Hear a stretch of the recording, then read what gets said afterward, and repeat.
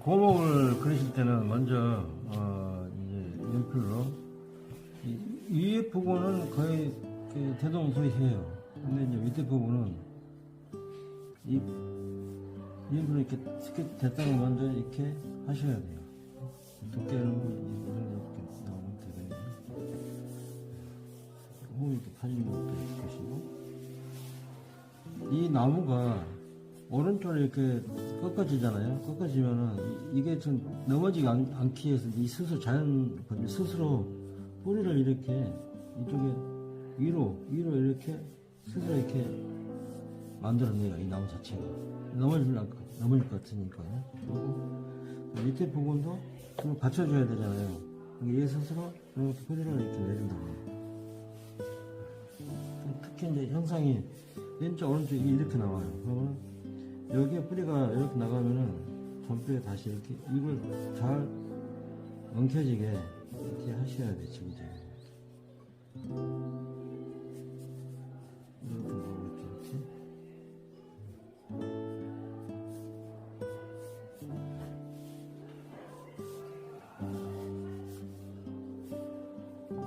일반 나무 같은 경우는 이 골격이 하나로 이렇게 연결되어 있는데, 고목 같은 경우는 이 골이 상당히 많이 이렇게 패여 있어요. 이렇게. 이런 식으로 이렇게. 그러시면은 붓을 이제 갈필로 쓰시는데 조모하는 방법을 잠깐 설명해 드리겠습니다.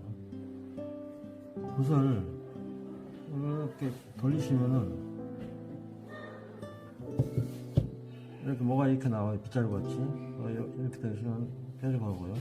그럼 이걸 가지고 수풀을 칠 때는 45도 각도로 이렇게 쳤는데, 구멍을 할 때는 그냥 그대로 이렇게 하시면 돼요. 그대로 이렇게. 좀 약하네요.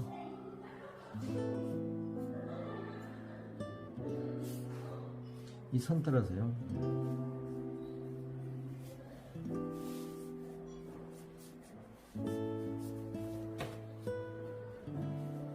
중심 부분은 강하고 상하, 좌우, 여백은 연하게. 흰색으로 그냥 놔두면 이제 그 백면법이라고, 요즘 이렇게 학생들 작업하는 거 보면은 나무를 그냥 수목으로만 농담 처리하고 그대로 두는 경우가 많이 있어요. 그래서 이제 백면법까지는 구분을 아직 안 하셨는데, 자, 가운데를 이렇게.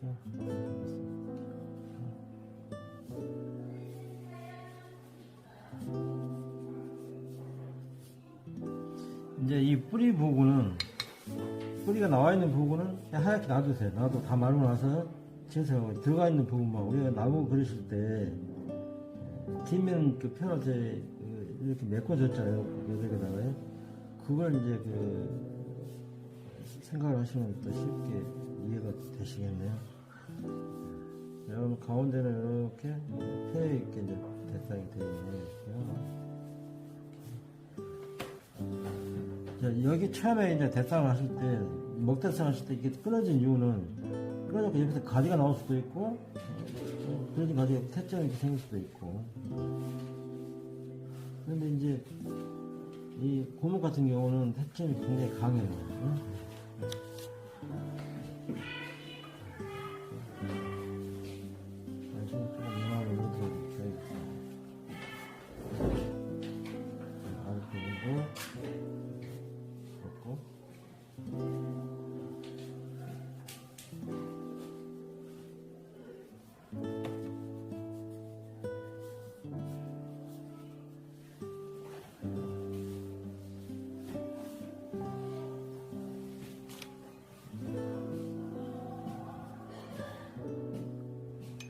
이제 1차 작업이 이렇게 끝나고 나서 이제 트점 찍으실 때 나무가 좀 불안정하고 강조 안 되는 부분, 거기에 트점을 찍어서 길을 넣어줍니다. 강하게 있고 면을 둔 것도 있겠죠.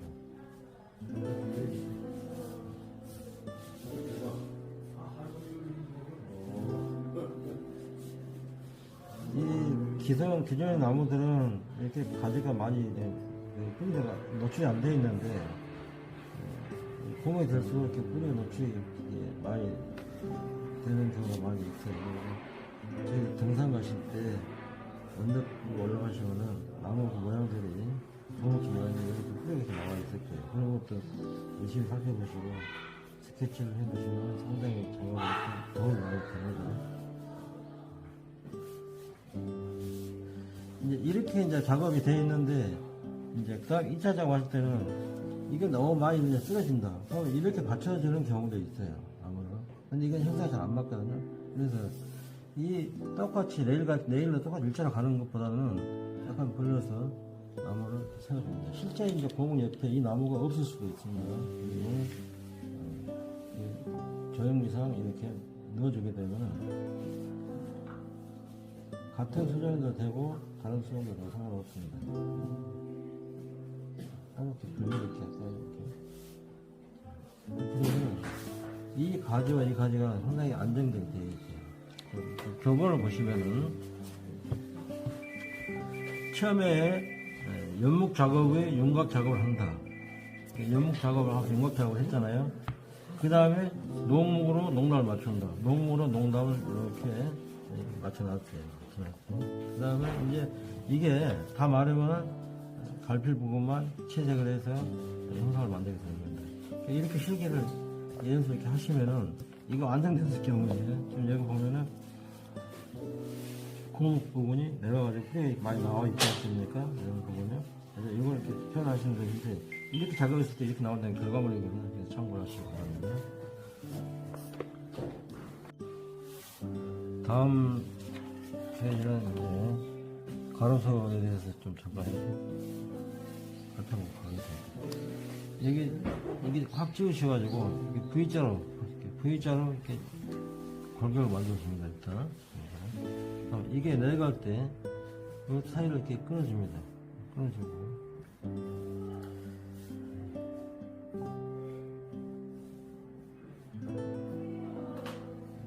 가로선 크지 못하게 하기 위해서 가지를 많이 쳐버렸기 때문에 끝이 별로 없어요. 이 가로수라는 이런 행사를 할 때 가장 많이 쓴 기법이 이제 위에는 구름이고 밑에는 몰골인데 이 몰골이 좀 변형이 돼가지고 이제 백력법으로 이렇게 합니다. 이 부분은 채색을 굳이 할 필요가 없죠. 백력법이 그대로 남겨놓으셔야 되겠죠.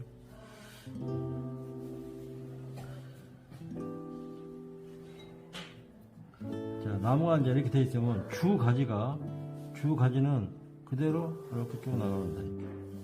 그러고요. 주 가지가. 이렇게 나올 수도 있겠죠.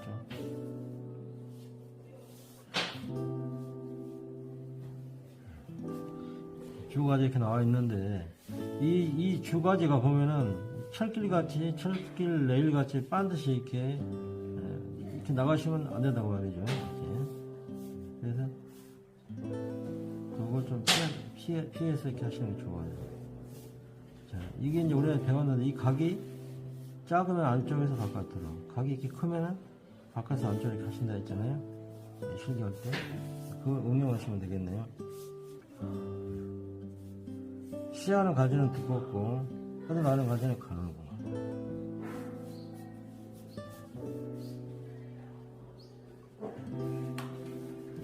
가로수 그릴 때는 가지가 이렇게 쭉쭉 이렇게 은행나무 같이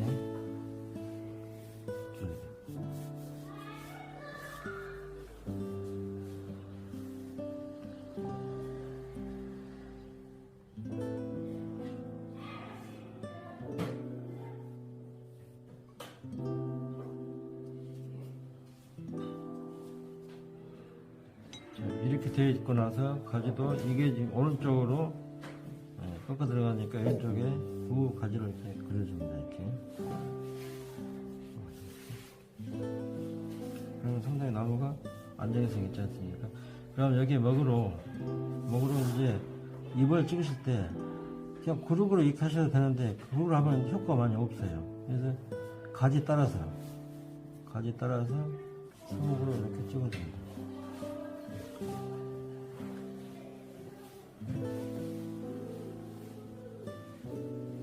따라서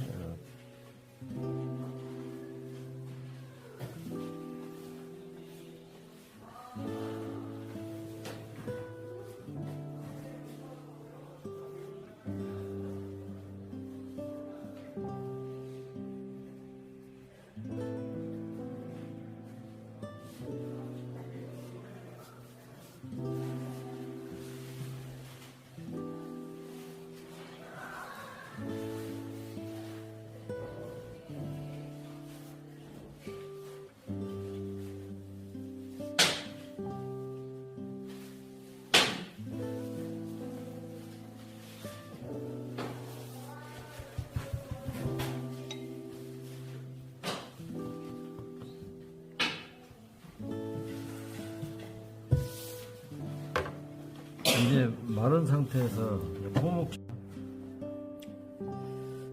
대자입니다. 대자에다가 먹을 조금만 이렇게 타게도록 하겠습니다. 비율은 한 4:1 정도.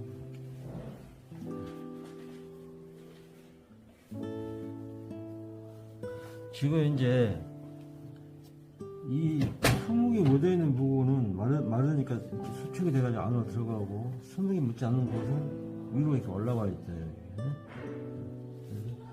돛을 누르지 말고 살짝 든 상태에서 가만히 이렇게 가시면 먹이 있는 부분은 밑에 들어있으니까 물감이 안 묻겠죠. 그리고 올라와 있는 부분만 채색이 되게 되어 있어요.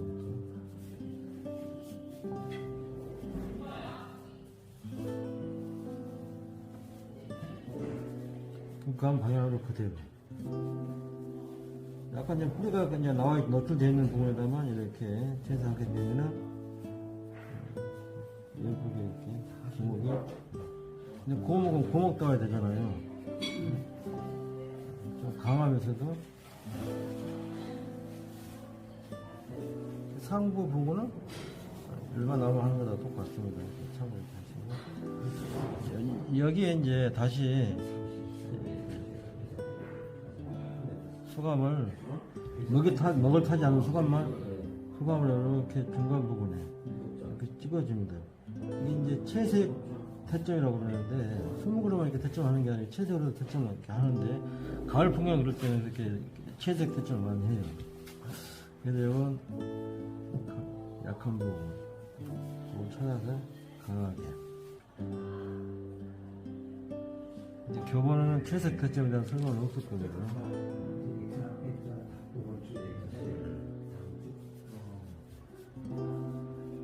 이렇게 해주시면 되겠습니다.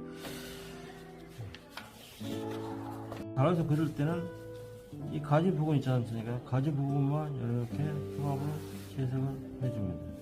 밑에까지는 안 하셔도 돼요. 이건 먹으러 나중에 슬쩍 지나가면 되니까. 자, 이 상태가 되면은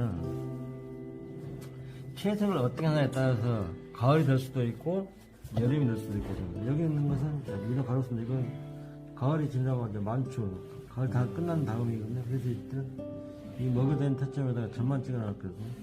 이제 성화, 이제 여름에는 연녹이나 진녹으로 이렇게 채색을 하게 됩니다. 양쪽 분산되게 한번 해보겠습니다. 이게 만약에 이쪽이 가을이다 그러면은 가을 나무 가로수 채색하실 때 노랑을 드시고, 노랑에다가 붉은색을 조금 이렇게 개를 하겠습니다. 끝에다가 수감을 좀, 낙엽이 지금 이제 조금 색이 밝은색에서 좀 어두운 색으로 가기 때문에 이게 채 여성 색을 한번 찍어볼 거예요. 이렇게 찍어보시면은 이렇게 물이고 노랑이고 홍색은 되면 나중에 황토로 바뀝니다. 이렇게. 이 채색을 가지고 그대로 이 처음 찍었던 여백부분을 찾아서 이렇게 그냥 찍어줍니다. 전멸부분 찍으실 때 큰 게 있으면 주변에 작은 게 2개, 크고 좀 강량, 크고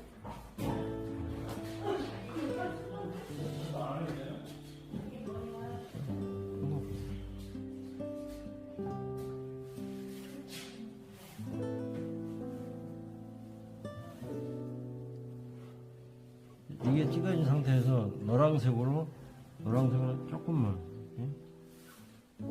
사이에다가 이렇게 찍어주게 되면 화려한 단풍 옷을 입는 나무가 이렇게 나옵니다. 그 다음에 이제 처음에 이렇게 노랑과 그 붉은색 하고 그 다음에 노란색을 다 했잖아요. 그러면 붉은색만 가지고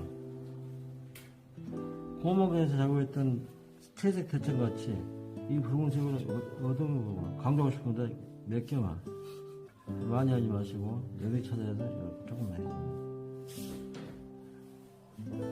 그러면 단풍이 들어 내려가면서 점점 이렇게 바뀌는 형상이 나옵니다. 뭉쳐있는 부분이 있으면 흩어지는 부분이 2개. 이렇게 하시고,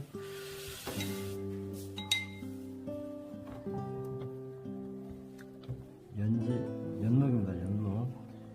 자, 연녹에다가,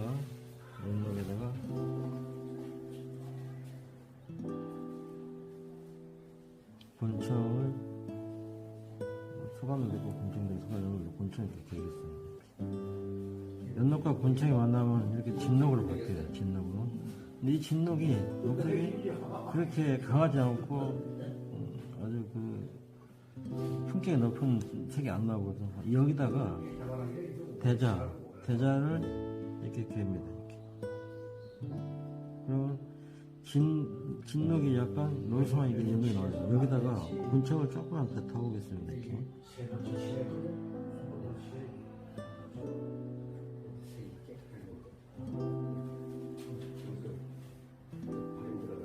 그러면 처음에 했던 연녹보다는 굉장히 색이 아주 예쁜 촌스럽지 않은 연녹이 나와요. 어머님들 한복 색깔 보면 연녹이 많이 있더라고요.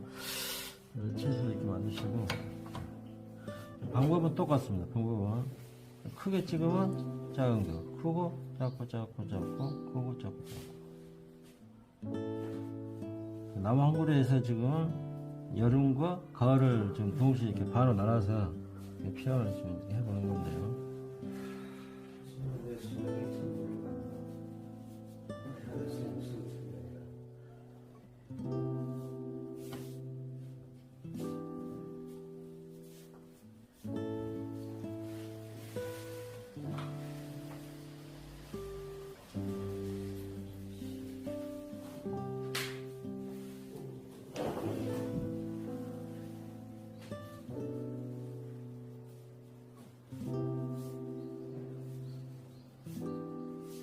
이렇게 해준 상태에서 겉에다가 물을 흠뻑 적시고 나서 이걸 계시면은 지금 이 진녹이 아주 연한 녹색이 됐거든요. 연한 녹색이요. 이 연한 녹색을 가지고 이렇게 하얗게 남아있는 부분 있지 않습니까? 여기 살짝 찍어줍니다. 하얗게 남은 부분. 그러면은 이 진하게 남아있는 연녹이 번져서 스며 들어가요. 나무 형상이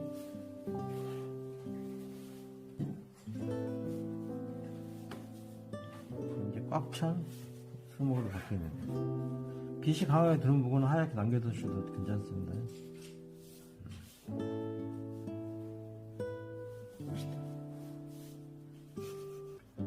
이 채색이 진하고 연하고 이 농담이 맞춰져야, 이 20개만 농담이 있는 게 아니고 채색도 농담이 있습니다. 그래서 농담을 잘 이렇게 맞춰주시면은 상당히 좋은 형상이 나올 수가 있습니다.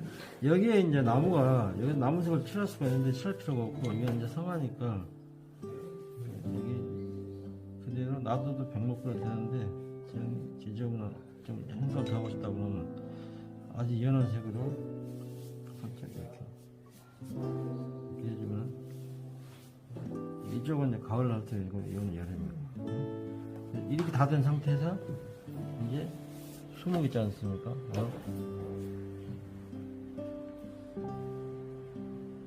수목을 지금 내가 조금 찍었거든요, 목만. 그러면 이 부분에 조금 이렇게 번지게. 예, 약간 번지게요. 이게 지금 안 마른 상태에서 먹태 쪽을 이렇게 찍으시면 이게 번져 들어가요. 그러면 이 깊이가 나무 수는 이게 너무 많이 들어가면 이 파란 녹색이 안 좋아지는데, 많이 들어가지 않게 조금 이렇게 찍으면 스며 들어가가지고 나뭇잎이 이렇게 상당히 보름지게